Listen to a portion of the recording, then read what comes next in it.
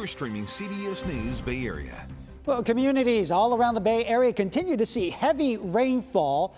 This is a live look at downtown San Francisco, the Richmond-San Rafael Bridge, and our Black Mountain Cam in Santa Clara County. It is a dreary day right now. Heavy coastal flooding, king tides are turning some roads into rivers. Thanks for joining us. I'm Ryan Yamamoto. We're not out of the woods just yet after a weekend of rainfall and flooding. Well, the Bay Area, as you can see, is getting hit yet again with some more wet weather.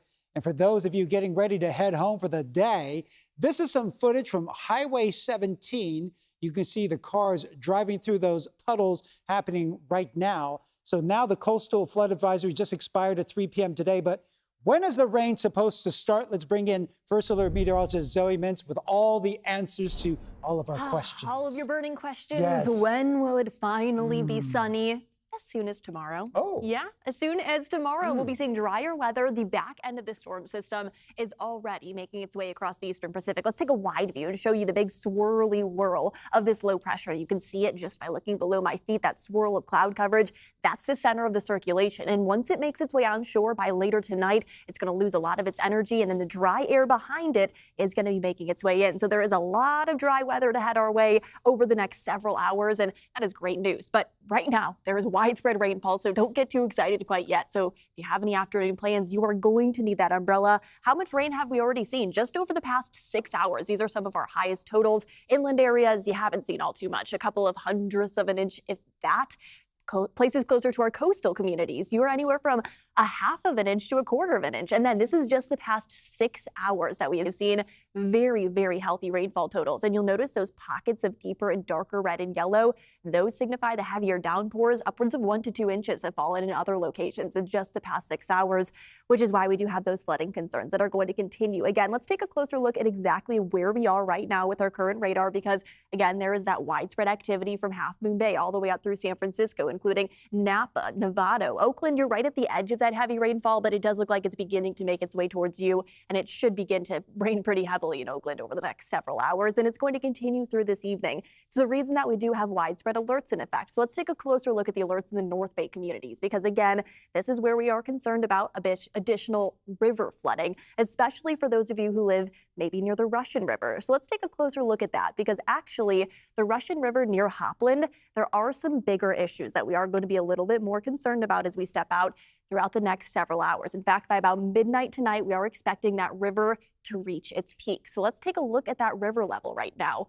Not only minor flooding, but still the fact that it's getting to that minor flooding stage, 15 feet, it is going to create some issues if you live near the Russian River, near Hopland. It might even create some issues near 101 as well in that corridor. Things we'll keep our eyes on. Again, this is north of Santa Rosa, so it's not necessarily where most of us are living, but it is still going to create issues for those of you who are heading north, and the reason that we are still under a weather alert day in effect today. You'll notice these areas in green across our North Bay as well. These are the flood advisories in effect, with an additional 2 inches of rain possible throughout the afternoon and evening. Flood advisories will remain in effect throughout the next several hours as that last push of moisture moves through, and then the flood advisories will stop, they'll expire, and we'll be seeing much drier weather on the way in. What we're also concerned about is farther south over the coast, over our shoreline communities from Half Moon Bay all the way down to Pescadero. We're going to be seeing 45-plus-mile-an-hour wind gust and a little bit of rotation embedded in these systems, which is why we do have that special marine warning, and it is the potential for some of those water spouts to maybe make their way onshore. So let's take a closer look at that and show you exactly what our radar is doing right now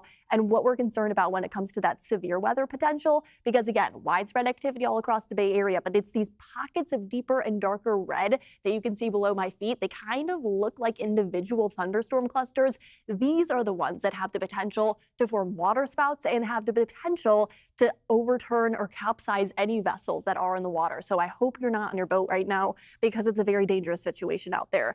Taking a closer look at the rotation, though, this is what we know as the spin in the air. Velocity is the technical term for it, but basically it just tells you, is there any spin? Is there any water spout potential? And the answer is yes. The closer that you see the colors together, the reds and the blue, or the reds and the greens, these are where we are concerned about those pockets of deeper and darker thunderstorm clusters. If you want, you can kind of zoom in on it. It's a little bit tricky to see, but you notice that little curl of red Maybe I'll try to point it out with my toe just so you can all see it right here. That little curl of red right next to the little curl of green. That is rotation in a thunderstorm cluster. Now let's put on that current radar. That's that thunderstorm that we're talking about. That has the rotation. Again, it is very, very limited rotation. It's not a whole lot. If it was bright red next to bright green, that's a definite signal of a tornado. But there is the potential, again, for a little bit of rotation, some gustier winds embedded in these systems. And again, that's what we'll keep a very close eye on over the next couple of hours. Again, current radar showing you widespread activity. But let's take a look over later tonight, because most of it isn't going to be impacting us much longer than the evening hours. This is our view, 7, 8 o'clock. As that storm system makes its way onshore, it's going to lose a lot of its energy. And as it heads inland, places across our inland East Bay, South Bay communities, losing all of the energy by overnight tonight. Waking up early tomorrow morning, there is still the potential for a little bit of that shower activity over the Santa Cruz Mountains and downtown San Francisco. But overall, significantly quieter conditions on the way by as soon as tomorrow, which is fantastic news for anyone who has any outdoor plans tomorrow. You should be good to go. It is still going to be cloudy out there, but at least you aren't going to be having to deal with these widespread downpours that we are currently seeing. And today is our last weather alert day. It's our coastal communities that we're going to be seeing anywhere from 1/2 of an inch to potentially 1 inch to 1/4 of additional rain throughout the afternoon. Again, low-lying areas might see additional flooding, but it's really only today. By tomorrow into Wednesday, Thursday, Friday, the skies are only going to get sunnier and sunnier. Drier and drier weather will return. And if you have any weekend plans, you should be good to go. You can put the umbrella away by as soon as tonight. Back to you, Ryan. All right, thanks, Zoe. And the North Bay has been getting hit pretty hard by the flooding. This is video of northbound 101 from the Marin CHP. They are advising caution on the roads and to avoid driving through areas with standing water. And officials have been in the North Bay all day assessing the damage. Kevin Coe is live in Corte Madera, which saw some of the worst of it. You're going to have to invest in infrastructure, and this is sort of Exhibit A behind us, but we're going to be going to several places this morning. This is not the only community in harm's way. Congressman Jared Huffman, Marin County Supervisor Mary Sackett, and several county officials seeing flood damage in a neighborhood by the Santa Margarita Island Preserve Monday morning. It's one of many flood-prone areas devastated by the recent king tides. Congressman Huffman and Supervisor Sackett say the county secured federal funding in 2020 to replace this existing berm with a sheet-piled flood wall. Then, in March of 2025, those plans were canceled indefinitely by the federal government. It wasn't like we were granted money and then the grant was taken back. The entire program was cut. We've got a plan for a fortified levee with sheet piles so that you don't have to worry about gophers flooding an entire neighborhood. We got to fund it. In the immediate future, Marin County is preparing an emergency declaration to send to Governor Newsom's office. Congressman Huffman does not expect much help from the federal government and says voters should take note for the next election. We're going to claw and scratch and fight for that funding. We're also going to try to win an election and put some checks and balances back in place so that projects like this can get funded again. The election is still a ways away. Yeah. What can people here realistically expect other than Band-Aids, like she was mentioning? Well, we got to get Congress back in the game. I mean, honestly, this is the kind of need, and the program that we're describing that provided the grant funding, it shouldn't depend on who's in the White House. And the flooding in Marin County caused 911 service and non-emergency lines to temporarily go out in San Rafael. The outage happened around 8 p.m. last night. Calls were later rerouted to the Novato Police Department, which was not impacted by the outage. Police say the problem was resolved by 1 o'clock this morning, and the county is still recommending anyone who cannot reach 911 to go to a nearby fire station. And in Sonoma County, Cassia Elementary School in Stewart's Point is closed today because of a power failure. According to PG&E, power went out around 6:30 this morning and was restored 3 hours later. Stay up to date with the rain and emergency impacts on the CBS News app, streaming on CBS News Bay Area and over on KPIX.com. Thanks for watching us with our live weather update. But Zoe's going to have much more looking at all the radar and all that tracking as we get more rain coming through or over by tomorrow. By as soon as tomorrow, but over the next couple of hours, I'll have all the details because it's going to keep on coming down. All right, thanks, Zoe. We'll have much more weather coming up after the break.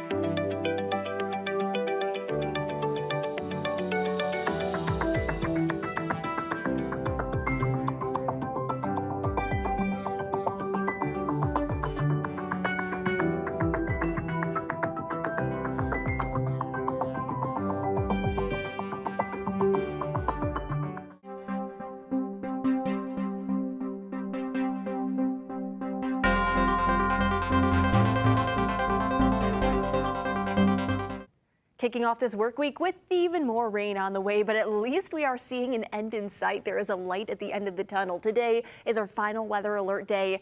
In a while, we're not going to be seeing any for the rest of the week. Maybe a little bit of lingering shower activity Tuesday and Wednesday, but I would not even need to grab that umbrella. Most of us are going to continue to see drying conditions. Sunny skies returning starting Thursday into Friday, and the weekend of weather, it's looking so much nicer than this past weekend. So any outdoor activities, you should be good to go. You can put the umbrella away starting tomorrow. Well, the 49ers are getting ready to hit the road for the playoffs. They'll face off against the Eagles in Philadelphia in the wild card round. This comes after Saturday's disappointing loss to the Seahawks. But as Vern Glenn shows us, the team is embracing the underdog status. This is the Audi Red and Gold Report. The 49ers will take on the Eagles next Sunday afternoon. Philadelphia may be the home of Rocky Balboa, but it's San Francisco embracing its role as the underdogs headed into the postseason. This team's been through a lot this year. Now we got to do it the hard way, and we'll embrace the shit out doing it the hard way and look forward to it. Nothing has gone right for this team this year, so why would we have it any other way right now? You know, let's do it the hard way. That's kind of been the theme of the season. You're gonna be road dogs. That's what this team, we've kind of been. Is we tried to make it the hardest possible on ourselves. So we did exactly that. People have counted us out, and that's fine. And they can say what they want, but for us to go on the road and find a way to win, we've done it before, and that's going to be our goal. With the Red and Gold Report, I'm Vern Glenn. So here's a look at the wild card matchups in the NFC. Seattle got that first round bye, so San Francisco will take on the Eagles Sunday at 1:30. Rams will play in Carolina Saturday, and the Packers play in Chicago. Well, some road closures begin today in Santa Clara ahead of Super Bowl 60 at Levi Stadium. Stars and Stripes Drive will be closed to public traffic until February 22nd. That includes the ramp from Tasman Drive and the bike path along the corridor. Shuttles, parking, and rideshare options associated with the Great America Rail Station will be relocated to West Tasman Drive. More closures will go into effect later this month. Super Bowl 60 will happen Sunday, February 8th. Well, the city of Oakland has ended free parking on Sundays. New parking meter changes now in effect in the city. Meters will run citywide from noon to 6 p.m. You won't get a ticket right away. It's currently under a 30-day warning period. But after that, it's citations for all violators, and not everybody is happy about it. I feel like it should be just Sunday, or both days actually, Saturday and Sunday. Just cut out the meters without paying. Just let the people have a little time with their families to go out and eat. They're trying to find so many ways to raise money. I think you should look at saving money rather than raising. So once the 30-day warning period ends, repeat violations could cost you $64. The additional revenue from the parking meter changes will go toward the city's general fund, which is facing a major deficit. Well, downtown Oakland gets a big boost today in a new healthcare campus. Samuel Merritt University opens its brand new campus in the city center. The $240 million campus will bring 2,000 students and hundreds of staff into downtown. School leaders say the campus will train more healthcare workers, support local hospitals, and help revive foot traffic with plans to double enrollment in the years ahead. Well, today crews begin tearing down the old Alioto's seafood restaurant in Fisherman's Wharf. It's all part of new renovations coming to the popular tourist spot. The Port of San Francisco says they'll remove the iconic sign and begin demolition. The site on Taylor Street will become a new public plaza with picnic areas, string lights, and historical signs connecting visitors to the waterfront. That's set to open in the summer as part of the $10 million Fisherman's Wharf Forward project. What the plaza is going to bring, along with some other amenities in the area, is some new excitement to the area and some new connection to the lagoon where the fishing fleet is, and that's really the heart of Fisherman's Wharf. Demolition of the restaurant is expected to be complete next month. Well, commercial Dungeness crab season begins today, but seafood lovers will have to wait just a little longer for local crab, and it's all thanks to a pricing dispute. Our Dahlin reports bad weather is also keeping boats docked near Fisherman's Wharf.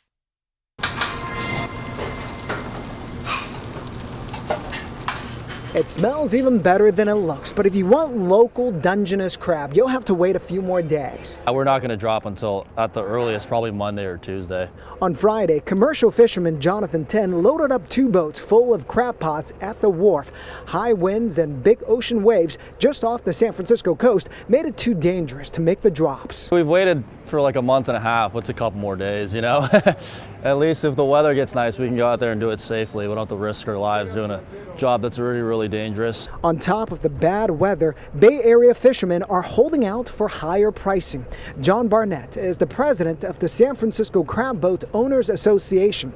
He says fishermen want 50 to 75 cents more per pound from fish markets and wholesale buyers. Until both sides can agree on a price, the boats will stay put. It's not expected to be a tremendous amount of crabs out here, so we want to get the most money that we can for them and make this a season, especially without our salmon seasons the last few years. Fishermen like Jonathan say they're barely surviving, with the season once again delayed from November to January due to whale migration. Not starting in November is really hard for us because we miss out on the holiday price with Thanksgiving and Christmas. And also the gear reduction's hard too. We're going on 60% stack. This season, the state is also limiting fishermen to 60% of their allowable pots. So we have a 350 pot permit, so 60% of that is 210. Lower price will mean pass it along to the consumer. Right now, the crabs being sold at markets and restaurants are coming from Oregon and Washington.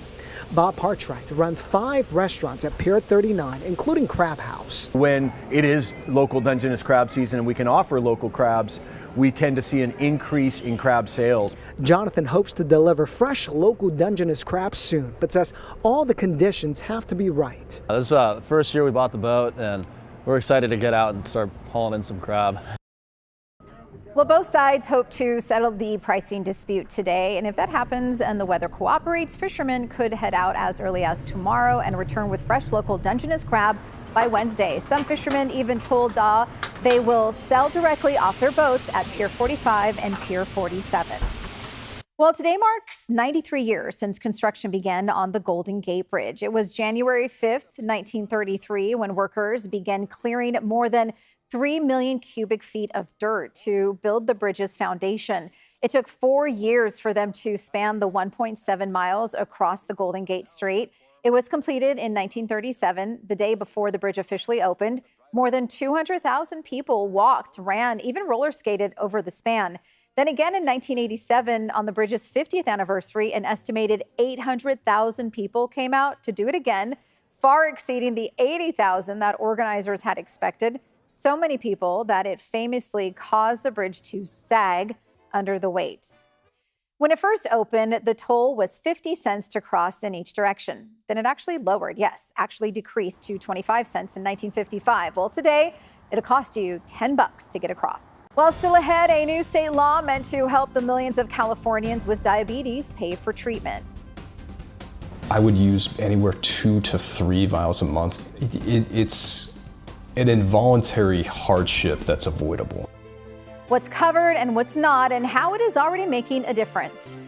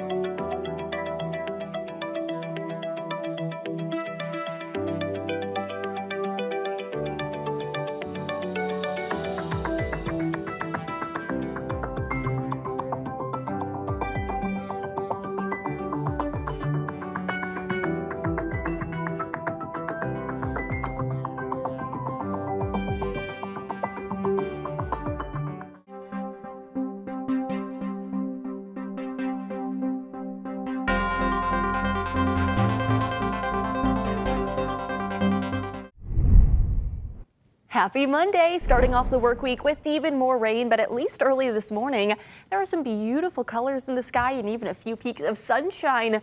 Before that, widespread rain headed our way, and the widespread rain continuing basically all afternoon and into the early evening. You could see even a few of those raindrops on our camera overlooking Salesforce, or this is on top of Salesforce overlooking the Transamerica Pyramid. But either way, everybody is seeing raindrops this afternoon. That rain is going to continue throughout the next several hours, and it's all thanks to this very large storm system. You can see that swirl of cloud coverage in the eastern Pacific, and we are going to continue to see the center of this circulation. You can literally see the center of it by looking at where the tightest rotation is. That's going to be making its way onshore over the next several hours. And as it does so, the storm system is going to lose energy. So the rain is not going to last much longer than the rest of the day today. By as soon as tomorrow, you notice all of this dry air behind the storm system. This will be heading our way. We'll be seeing a lot more sunshine and a lot drier weather starting as soon as tomorrow. I'll break down the details on what the rest of the week looks like coming up in my full forecast. Well, the CDC is calling diabetes an American epidemic, and now a new law in the state aims to help more people afford treatment. The American Diabetes Association says there are more than 3.5 million people living with the disease in California. The new law caps the price of insulin in the state. Kara St. Cyr spoke with a man who says it's a game changer.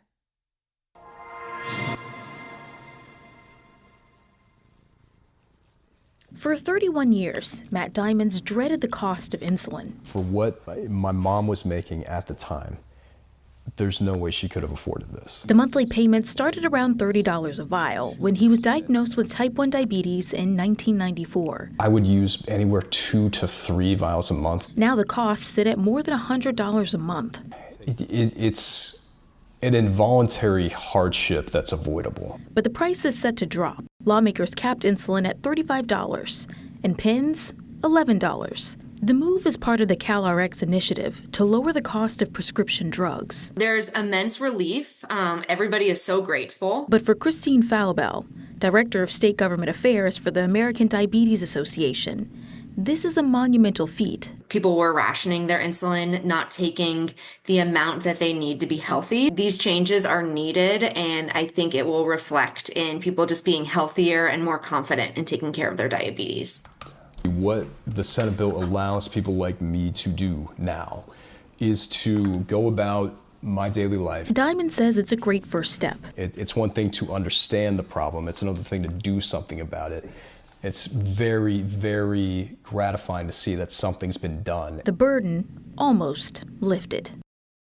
Matt tells us he is advocating for prices of more life-saving items used by people with diabetes to be capped, including pen needles and continuous glucose monitors, which aren't covered under the new law. Well, coming up in our next half hour on CBS News Bay Area, neighborhoods see multiple days of flooding in Marin County. We hear from businesses and neighbors as the cleanup continues.